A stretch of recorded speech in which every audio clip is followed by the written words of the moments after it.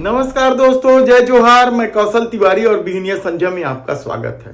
लोकसभा चुनाव को लेकर देश के प्रधानमंत्री पूरे देश में घूम घूम कर मोदी की गारंटी दे रहे हैं और अब तो एक कदम आगे बढ़कर मोदी की गारंटी का भी गारंटी दे रहे हैं। मोदी की गारंटी मतलब गारंटी पूरा होने की भी गारंटी। लेकिन हकीकत तो यह है कि विधानसभा चुनाव से लेकर अब तक मोदी ने जो भी गारंटी दी है वह गारंटी लगातार फेल होते जा रही है। किसी भी मामले में आप उठाकर देख लीजिए, हमने हाल में ही आपको विस्तार से बताया था कि किस तरीके से मनरेगा मजदूरों को समय पर भुगतान नहीं किया जा रहा है। छत्तीसगढ़ में महतारी वंदन योजना प्रत्येक महिलाओं को देने की गारंटी दी गई थी, लेकिन उसमें भी क्राइटेरिया फिक्स कर दिया। और यही नहीं, आधार कार्ड का बैंक से लिंक को लेकर हुए विवाद के चलते कितने ही नाम काट दिए गए, कितनी ही महिलाओं को महतारी वंदन योजना का लाभ नहीं मिल रहा है। और हालत ये है कि कई सारी गारंटी फेल होने की कगार पे है या वह योजनाएं क्या बंद हो जाएगी। यह सवाल इसलिए महत्वपूर्ण है क्योंकि अब गरीबों को मुफ्त में इलाज करने की जो गारंटी दी गई थी, 5 लाख रुपए तक का मुफ्त में इलाज, 5 लाख रुपए तक का मुफ्त इलाज इस देश में कभी भी किसी गरीब को 5 लाख रुपया की गारंटी किसी ने नहीं दी। ये मेरे गरीब परिवारों के लिए ये भाजपा सरकार है, ये मोदी है जो आपको 5 लाख रुपए की गारंटी का कार्ड देता है। वह गारंटी भी क्या अब फेल होने लगी है और खासकर उन राज्यों में ज्यादा बुरी स्थिति है जहां डबल इंजन की सरकार है। प्रधानमंत्री की ठसक और धमक किसी से छिपी नहीं है। ऐसे में डबल इंजन की सरकार में बैठे मुख्यमंत्रियों की क्या हैसियत है, इसका अंदाजा आसानी से लगाया जा सकता है। मुख्यमंत्री उन पैसों को मांग भी नहीं पाते हैं और अब तो हाल में ही हुए तीनों राज्यों के चुनाव में जो सरकारें बनी हैं उनकी कार्यशैली को लेकर सीधे सीधे कांग्रेस आरोप लगा रही है कि भारतीय जनता पार्टी ने इन तीनों राज्यों को केंद्र शासित प्रदेश के रूप में परिवर्तित कर दिया।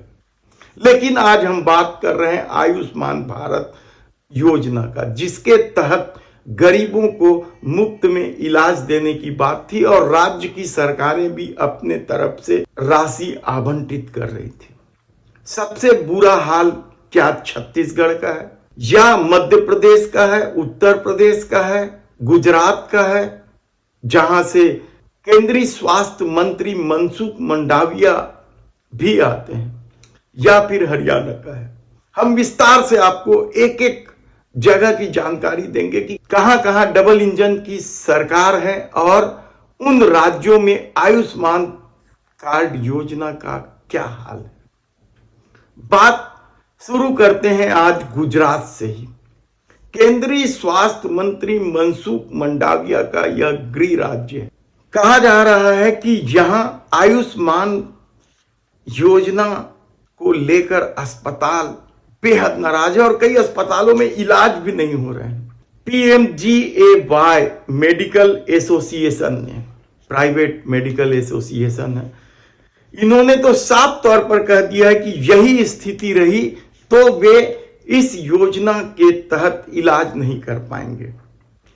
300 करोड़ रुपए लंबित है गुजरात में। यहां 789 निजी और धर्मार्थ अस्पताल पंजीकृत है आयुष्मान योजना के तहत, जहां गरीबों को मुफ्त में इलाज किया जाता है। हालत इतनी खराब है कि पिछले दिनों तो इस एसोसिएशन को घोषणा करना पड़ गया कि यही स्थिति रही कि तो वे विरोध के रूप में 3 दिन इलाज नहीं करेंगे। 27 फरवरी, 28 फरवरी और 29 फरवरी को इलाज ही नहीं किया गया इन अस्पतालों में आयुष्मान कार्ड लेकर आने वाले मरीजों के। कई अस्पतालों के दिवालिया होने की कगार में, खासकर धर्मार्थ जो अस्पताल चल रहे हैं उनकी हालत बेहद नाजुक है। राज्य सरकार थोड़ा थोड़ा आवंटन करती है और स्थिति बेहद नाजुक होते जा रही है। तो छत्तीसगढ़ में क्या स्थिति है? यहां 1500 से ज्यादा अस्पताल पंजीकृत है जहां गरीबों का मुफ्त में इलाज होता है। यहां भी डबल इंजन की सरकार है। विष्णुदेव साय मुख्यमंत्री हैं, स्वास्थ्य मंत्री श्याम बिहारी जायसवाल हैं। यहां भी ठीक से पैसा नहीं दिया जा रहा है। एक तरफ सरकार पैसा नहीं दे पा रही है तो दूसरे तरफ अस्पताल भी इस योजना का फायदा उठाने से पीछे नहीं। कैग की रिपोर्ट में सामने आई है कि करीब 365 ऐसे मरीज हैं जो मृत हैं, मर चुके हैं। उनका भी इलाज के नाम पर 33 करोड़ रुपए वसूल लिया गया। रिपोर्ट आने के बाद भी विष्णुदेव साय की सरकार उन अस्पतालों से पैसा नहीं वसूल रही है। लेकिन दूसरी तरफ आयुष्मान कार्ड योजना बेहद बुरी स्थिति में। कईयों के तो कार्ड ही नहीं बने। जिन लोगों के कार्ड बने हैं उन्हें पैसा के अभाव में निजी अस्पताल यानी पैसा नहीं दे पाने, समय पर पैसा नहीं मिल पाने के कारण निजी अस्पताल इलाज में टालम टोल कर रहे हैं।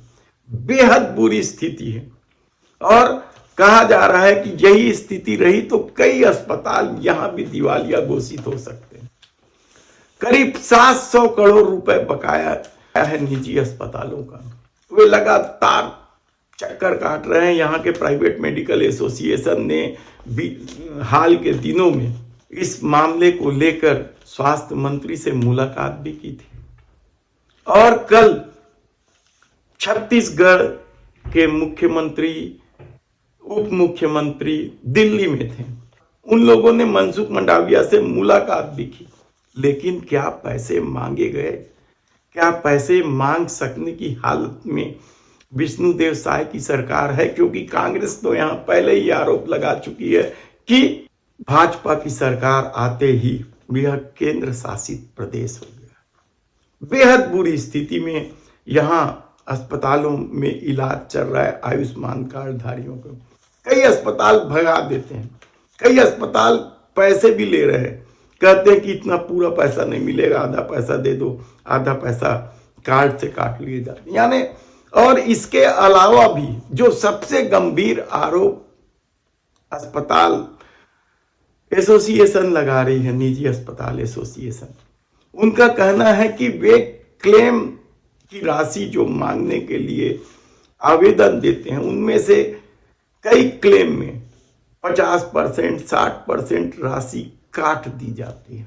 यानी किस तरह से बुरी स्थिति में यह योजना, इसका आसानी से अंदाजा लगाया जा सकता है। डॉक्टर एसोसिएशन ने बकायदा ज्ञापन भी दिया है, केंद्र सरकार के पास भी भेजा है, राज्य सरकार को भी भेजा है। लेकिन अभी तक इस मामले में क्या कार्रवाई हुई है कहना बेहद मुश्किल है। तब सवाल यह है कि क्या यह योजना सबसे बुरी स्थिति में डबल इंजन की सरकार में है? कहा जा सकता है, क्योंकि हरियाणा में तो और भी बुरी स्थिति है। हरियाणा के इंडियन मेडिकल एसोसिएशन IMA ने वहां मोर्चा खोल दिया है और चेतावनी यहां तक दे दी है कि यदि 15 दिन में पैसे नहीं आए तो वे इलाज करना बंद कर देंगे। 3 साल से, 3 साल आप सोच सकते हैं कि 3 साल से यहाँ के अस्पतालों को पैसा नहीं मिला है। लेकिन ये मोदी की गारंटी और मोदी की गारंटी है। तब ऐसी परिस्थिति में क्या दूसरी योजनाओं का भी बुरा हाल है? यकीनन, क्योंकि प्रधानमंत्री आवास योजना के तहत 18 लाख घर बनाने की भी घोषणा तो की गई थी। हम विस्तार से इस पर बताएंगे। चुनाव हुए 2 महीने से ज्यादा हो गए हैं, सरकार बने 2 महीने से ज्यादा हो गए हैं, लेकिन अभी तक केवल हवाई चल रही है। कांग्रेस का तो यहां तक आरोप है कि अभी तक उन आवासों को मंजूरी ही नहीं दी गई है। हमारी टीम इस पर लगी हुई है और एक एक विस्तार से बताएंगे कि किस जिले में क्या स्थिति है। प्रधानमंत्री आवास योजना का भूपेश सरकार तो इस योजना को लेकर लड़ाई लड़ ही रही थी और चुनाव में गारंटी दी गई थी कि भूपेश सरकार को हटा दो तो 18 लाख परिवारों को आवास दे देंगे, लेकिन हालत खराब है।